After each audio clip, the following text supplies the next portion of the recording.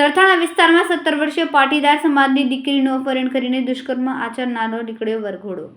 સરથાણા પોલીસે અરવિંદ પંચાસરા નામના 26 વર્ષીય વ્યક્તિની ધરપકડ કરી 17 વર્ષીય દીકરીને પ્રેમ જાળમાં ફસાવીને અપહરણ કર્યું હતું।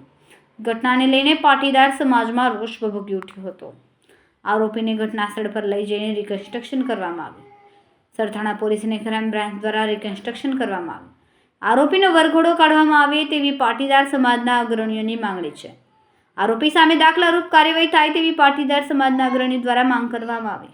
એવી માંગુ ક્યાં એ ચોક્કસ સુરત ક્રાઇમ બ્રાન્ચ પર અમને પૂર્ણ ભરોસો હતો। અમારી માંગણી હતી કે આ પ્રકારે આ નરાધમોને જ્યારે ખુલ્લે આમ સમાજની વ્યવસ્થા ખોરવવાનું જે લોકો કામ કરતા હોય, જે લુખ્ખાઓ અસામાજિક તત્વો જે નાની દીકરીઓને ફસાવી ફોસલાવીને જે હેરાન કરતા હોય છે, પરેશાન કરતા હોય છે, તે આવી વ્યવસ્થાને જે ખોરવનારા જે લુખ્ખાઓ છે એમને જાહેરમાં એમનું સરઘસ કાઢવામાં આવે અને વ્યવસ્થિત રીતે એની સરભરા કરવામાં આવે। આ દિશામાં પોલીસે કામ કર્યું છે। પોલીસની કામગીરીથી અમને સંતોષ છે।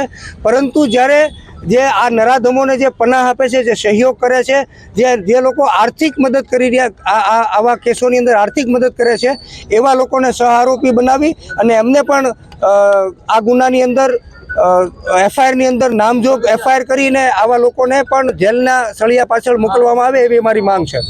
આરોપી પકડવામાં આવ્યો છે, કયા ગુનામાં હતો અને ક્યાં સુધી રિકન્સ્ટ્રક્શન કરવામાં? સરથાણા પોલીસ સ્ટેશનમાં સગીર વયની બાળકી પર દુષ્કર્મ હતું ગુનો દાખલ કરવામાં આવેલો। એ ગુનાની તપાસ ક્રાઇમ બ્રાન્ચને સુપરત કરવામાં આવેલી।